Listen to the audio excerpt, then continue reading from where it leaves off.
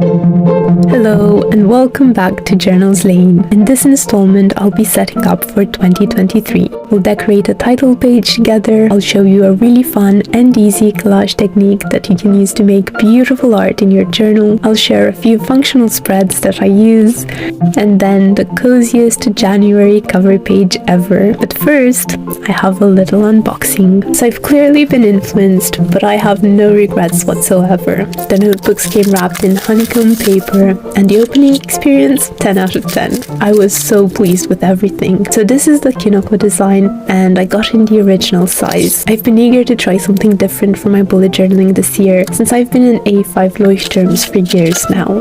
And then I did also get an A5, but with craft paper inside. They each have tiny illustrations on the spine as well, which makes them look even cuter when stacked. And since I've already been using the craft one as a creative journal, here's a little look inside. I'm loving the experience of working on craft paper. It's actually what inspired me to create my own decorations from scratch, so let me know if you'd like a video on that. Okay, now off to actually setting it up.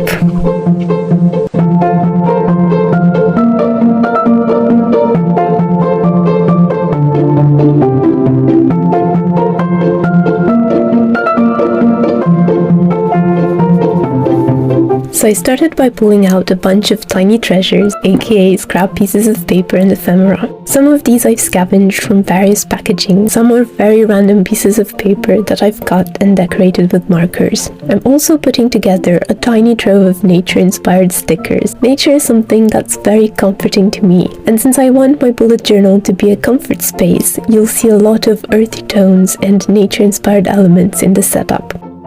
While I journal, I like to listen to something in the background, and I so happen to be listening to a really interesting interview with Catherine May. I've linked it below, but I'd like to read you these two small snippets. We are allowed to keep cheering ourselves up, to keep deliberately making ourselves feel comfortable, cozy, cuddled, looked after, cared for. To stay happy, to stay afloat, you must do everything that you can to make life nice. I think journaling is a great way to make life nice, to hang on to the good things that happen, and to take tiny steps towards your goals, which makes even big, overwhelming tasks look a lot less scary. And it's a little bit of a bonus that you also get to do fun, crafty activities while you're at it, if you so choose. So I'm almost done arranging everything on the page. It kind of feels like a cabinet of curiosities exploded here, but I love being greeted by all these colors and textures and elements that make the journal feel so warm and welcoming. Once I start gluing things down, I like to remind myself it doesn't need to be perfect. There's always room for error, and if you don't like how something turns out, you can either start over or leave it until you get a better idea. I like going back to spreads and adding little bits and bobs all throughout the year, so what you see here may well change in the future. To be completely honest, I'm rarely 100% fond of how things turn out, but journaling is much more about the process itself than the result. If you're having fun, trying new things, or if it makes you happy to fall into routines that make you feel calm and peaceful every time you open your book, then whatever you create is just a bonus. And once you've turned the page, there's always a fresh start for you each and every time. That being said, I love watching journal setups and studio vlogs on here, and letting myself be inspired by the many wonderful pieces of art people create. I'm not going to put pressure on myself to replicate the stunning art I see all the time, and I hope you don't either, but sometimes I come across a technique that looks just too fun not to try and steal for myself.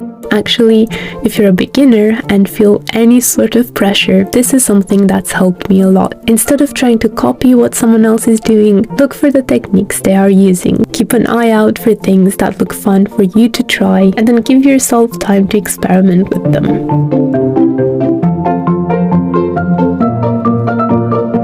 So, looks like we're done over here. What do you think? In this next segment, I'm going to be sharing a gludging technique that I learned from Art with M. Again, I'll be linking everything below, so don't forget to check out the description. I'm going to be making a forget-me-not flower, so I'm looking for scraps of paper in shades of blue and green. If you've ever worked with acrylic paints, you know how quickly they dry out and make you waste paint. Well, what I do is I use leftover paint on strips of paper that I keep on hand. That way, I always have a good selection of colors to pull from when I'm collaging. Once I've pulled out all the colors I need and cut out my shapes, I start by cutting small random pieces of colored paper and sticking them to the flower shapes. To make things even easier, most of these strips are leftover self-adhesive paper, so I don't have to use a glue stick when it's time to assemble them. But that's not something necessary. I'm using various shades of blue and then the purple to make the blue pop. You can keep doing this and adding tiny pieces of colorful paper until you're satisfied. Also, don't worry about any white spaces. We'll be dealing with those in a minute. To finish off, you want to turn your shape over and cut along the contour. It can be a little fiddly, but again, we're not aiming for perfection.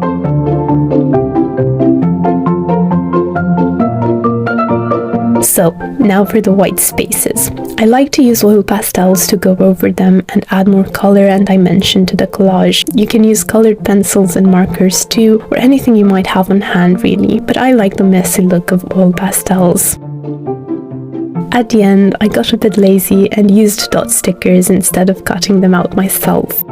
Next, we're going to do the same thing for the stems and leaves. I'm using a whole bunch of green shades and some yellow for contrast and layering them so they create nice leafy textures. I'll let you watch the sped up footage to recap the process.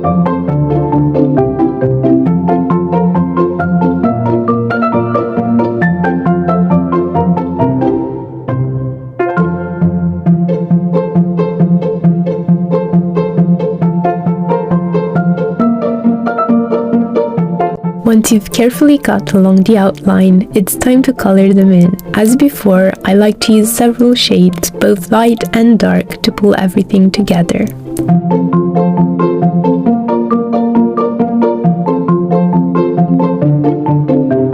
And that's it, we're done. Let me know if you think you'd like to give this a go. You could make all sorts of tiny art pieces to include in your journal, like flowers, clouds, mushrooms, maybe even some pet portraits. That would be fun.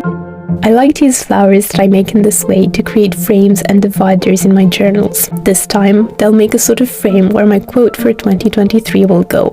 I like to do this on the back of the title page, since it's already kind of an awkward space anyway. So I'm gluing things down now, making sure they go where I want them to. When I have to glue fiddly bits of paper, I always find it easiest to just push them along with my finger like so. It actually keeps glue away from my hands and other surfaces.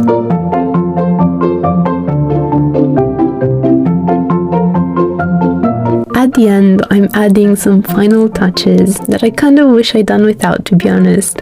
And then, the treasure hunt for the perfect quote begins. 2022 has been a really tough year, and I've been a bit down in the dumps about it, especially towards the end. So I knew I needed a mindset shift, something I could cross for anytime I felt I needed it. And this quote sort of found me on TikTok, so here it is. I'm going to read it to you as I stamp. Ours is essentially a tragic age, so we refuse to take it tragically. The cataclysm has happened, we are among the ruins, we start to build up new little habitats, to have new little hopes. It is rather hard work, there is no smooth road into the future, but we go round or scramble over the obstacles. We've got to live, no matter how many skies have fallen.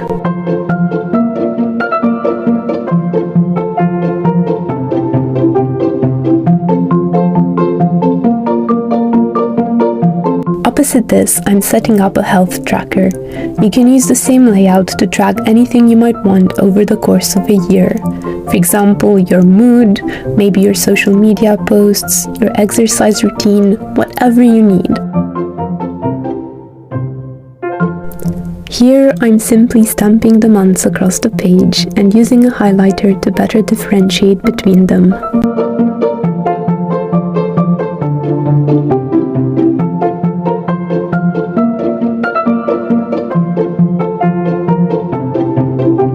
side, I'm writing the number of days in each month.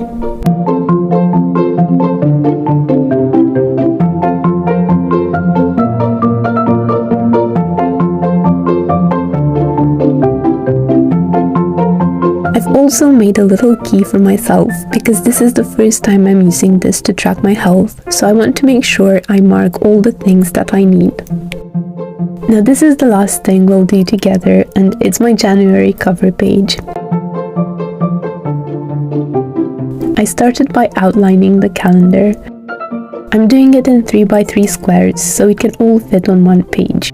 Make sure you trace and double check everything before you put pen to paper, because I didn't do a very good job at that and I had to stop and count several times. I decided to draw small circles in which I'll stamp the days of the week, keeping everything very simple and quick.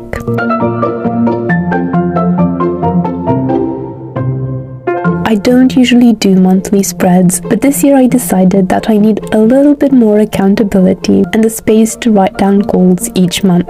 I need to know that I'm staying on track and not spreading myself thin trying to work on everything all at once. If you feel overwhelmed by all the things you want to work on or feel like you need more clarity over your goals, you can try using your monthly spreads as a little prompt to reflect on what you can realistically and reasonably accomplish within a month. It's better to take small steps towards your bigger goals consistently rather than procrastinating because you're waiting for the perfect time to take those huge leaps. I know that's something I'm almost always guilty of, so I'm trying to change that by working in time at the end of each month where I can reflect and decide what I'll be tackling next.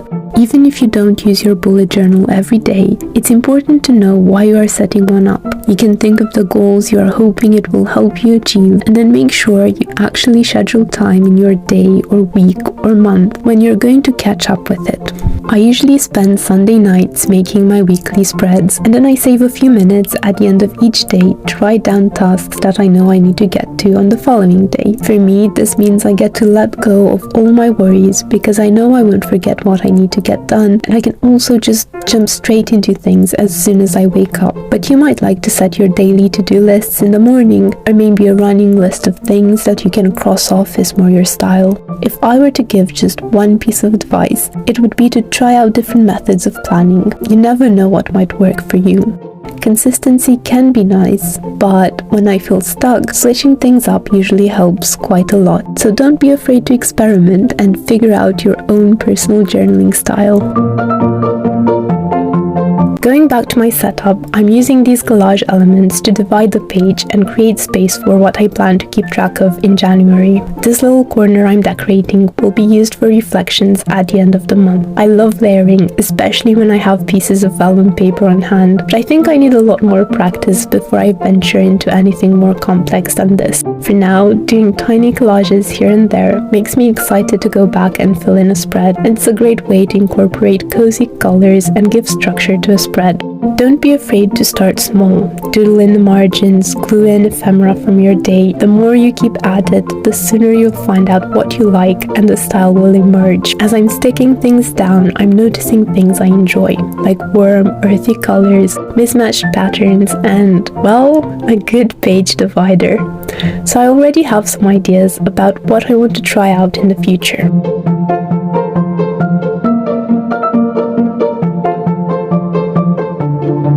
So on top of my right page, I'll be checking in my progress on the projects that I'm working on, and I'll be penciling in my goals right underneath the calendar. I also have enough space left if I need to write any reminders or jot down future tasks. So let's do a quick recap of my 2023 spreads. First, we have the title page, to which I added a couple more shiny things in the meantime. Next, the quote page and the health tracker with the little key stuck to the side.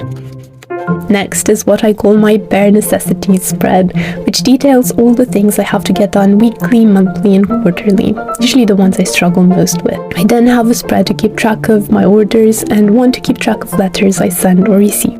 A wish list and gift ideas spread, which saved me this Christmas.